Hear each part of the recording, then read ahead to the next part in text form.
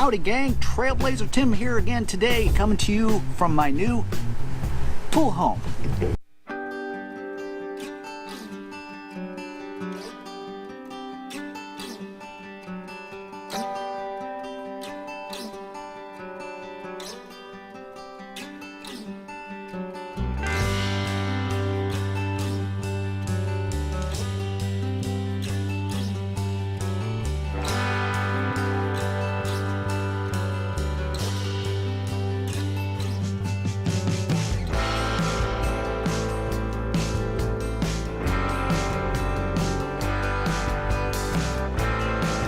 A lot of you folks here in the viewing audience watching this video may have never experienced and may never have to worry about the power and destruction of a hurricane. It extends way past here in Florida. These storms brew up in the Atlantic and the Gulf of Mexico, so the whole eastern seaboard, the Gulf of Mexico, millions of people, sooner or later, at one time or another, are going to have to be ready and prepare themselves for when the big storms come. So don't wait. Please take a couple minutes and watch some of these tips on how you can be prepared for when the big storm comes. Alright, besides the obvious, which is make sure to have plenty of candles and batteries and all that other good stuff, battery operated things like that, because if the power goes down, you know, you want to make sure that you're able to do certain things and have a little bit of comfort at home. It's not a bad idea to go ahead and spend yourself about 30 bucks and get yourself a solar powered, nice weather radio, something that you can keep up on things. All right, so if you don't have a TV or you don't have this or that, at least if anything, it's entertainment to keep you sane while those hot days where the power's out, you got no air conditioning, and you gotta have something, even if it's just listening to the weatherman or some tunes on the radio. It's a good idea to have this. And a solar power, I don't have to put batteries in the thing. I just get some light on that thing and it'll run up to 12 hours before it needs a charge. So a weather radio is a really, really good investment. Second tip I want to share with everybody out there to get ready for hurricanes is to make sure you have a 100% plan. When you know that the weatherman says your area is going to be directly affected by a big storm, don't wait to have a game plan. Figure out an evacuation plan, a route, maybe a place you can stay, and make sure to try to put a little extra money away and maybe clear up your credit cards. That way you have a little bit of time and space and things to work with. A lot of times the power go down though, your credit card's not going to work, so it's not a bad idea to be ready and have some cash on hand. Make sure you have an evacuation plan if you happen to want to stay in a home. Like this home is built very solid out of solid concrete, so, and it's got brand new everything roof, the whole bit. Besides putting boards over my windows and stuff like that, we plan on hunkering down. But you have to have a game plan set in place before these storms roll through, or you'll be sorry.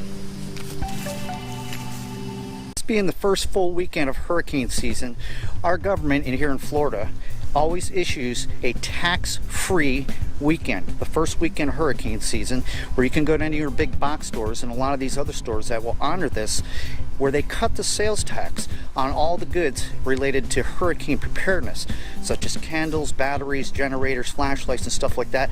So that is the first tip that I would probably tell everybody to do, especially if you live in a state where your local government or the state issues this break on sales tax. That way you can get the goods before they run out and it's too late. So a really big overlooked thing when it comes to people getting ready for hurricanes and stuff like that is making sure to take a look at your trees that are on the property. Trim out all the dead stuff, anything that's hanging. If it's over a power line, call your local power company and see if they can come out and trim around your lines, because that can be a cause of a branch going down on top of your electric line and now your power's out. So make sure to keep up on your property and keep these limbs and the dead spots and everything all trimmed. And plus you don't want something snapping and become airborne, and next thing you know it's going through your window. Okay, so pardon the mess, because like I said, my wife and I just moving in. We've been here for a week. We're still living out of boxes. We're going to go in this back door which goes directly into the pantry and laundry area, so it's going to be kind of loud. I think the wife's doing some laundry, but I want to show you another thing that's important.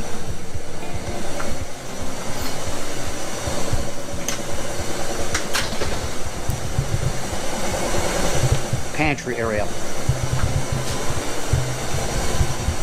Making sure that you have plenty non-perishable goods, canned foods, bottled water, snacks that don't go bad. See that? Gotta eat. Along with that, make sure that you have, just like you see me out in the woods cooking meals and stuff like that, get yourself some little propane tanks and stuff like some fuel, some little camp stoves and stuff like that. Because remember, unless you have natural gas at your house, you're gonna have to rely on heating food up, like a microwave or a conventional oven. But if you don't have any power or anything like that that's running all that stuff, you're going to still want to have a nice hearty warm meal. And that's where these little fuel cans and your camp stoves and all that stuff, and bags of charcoal that you can cook on the grill and stuff like that. Have an extra propane tank, a gas grill or stuff like that, because you're going to want to still eat some good tasty food, not have to live out of a cold can of beans. Not a bad idea to stockpile up on some extra plywood, to go ahead and put it over top of your windows and your doors and stuff like that. Because not everybody's going to be smart enough to fasten down those things that could become flying projectiles. And next thing you know, you got somebody's crap from 2 blocks away flying through your window or your door. Now it's breached the house, you got flood damage, wind damage, and it's very uncomfortable. And a lot of bad things can happen. So always play in the defensive mode and be prepared for anything that can happen. Also want to make sure 100% that you have nothing on the outside of your property that can become a flying projectile. You know, I've got this pool hose that's sitting here. This thing don't look like much, but if it gets up in the air, it can crack a window or whatever. You just got to make sure everything is buttoned down. I've got other pool equipment that's hanging off the fence here. That stuff would all have to come down because I don't want the wind picking it up and whipping that through a window or something, or injuring someone. Here's another tip that's overlooked quite often. Along with hurricanes comes a lot of rain. So you're going to want to take a walk in the perimeter of your house and look around your door jambs.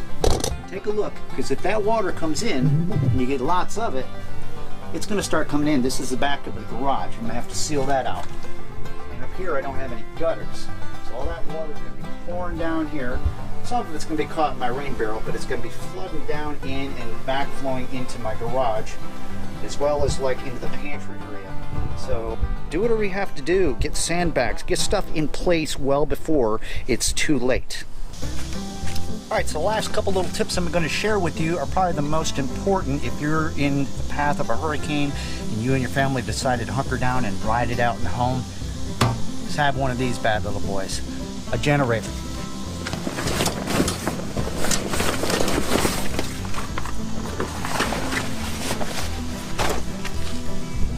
I bought this thing a couple years ago, 2017. Before Hurricane Matthew came through, and I'm really glad I did, because we used it because our power was off for a week and a half, and this thing never skipped a beat on there. I have not ran this thing or started it in over a year. We know what happens when things aren't started after a while, but I was smart because I put only ethanol-free fuel in here, and I stored it with the carburetor completely empty and no gas in it with Sta-Bil.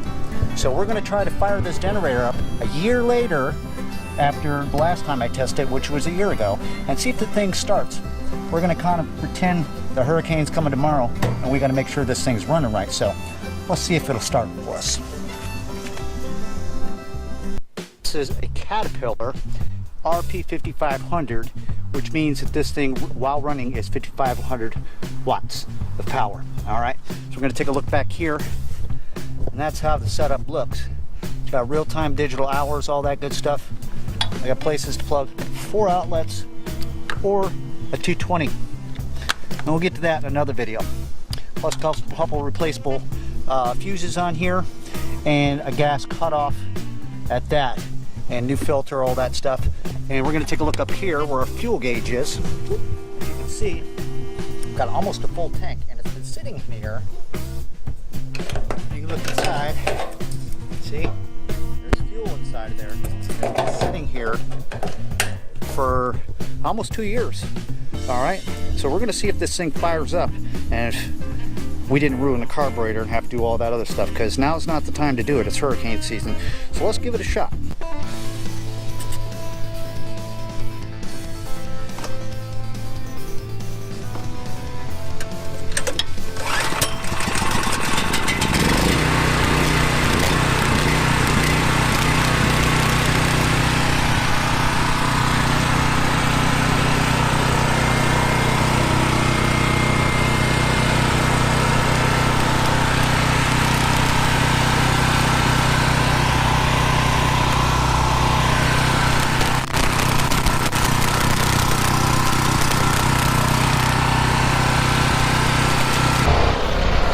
Do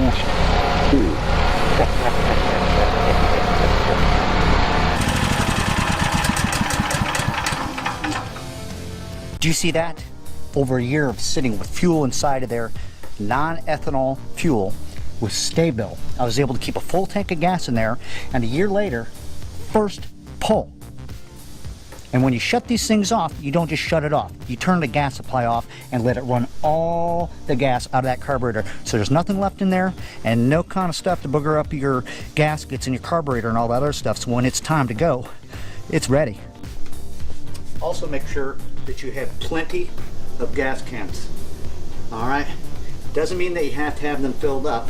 Just make sure you have them, because the closer it comes to the big storm, it's almost impossible to find these because they all get sold out so fast. Now, none of us all have $1,000 or so to go run out and buy a generator and stuff. A lot of people here in Florida, they seem to think, you know, what if the hurricane season comes and I don't use it, and I don't have to use it, I don't lose my power or anything like that? What a waste of money. It's never a waste of money. In fact, if you're worried about spending all that kind of money, best thing to do is throughout the year, look on Craigslist or on Facebook Marketplace. There's tons of people that are selling good generators because they believe just that. That's the time to pick up things, is when it's the off season, because once the season hits, the price is premium and time's already gone. You don't have time to pick yourself up something you need. So make sure to be mindful, if you're going to get a generator, which is one of the best home investments that you can have, is to get them at the best affordable time of the year. All right, well, that's all the time we got for today, man. I appreciate the heck out of each and every one of you guys stopping and hanging out for a few moments. Hopefully I could share a few of the tips that have helped me through the years, and it helped you as well. If you have any other tips and things I'm sure that I left out, please leave them down in the comments down below.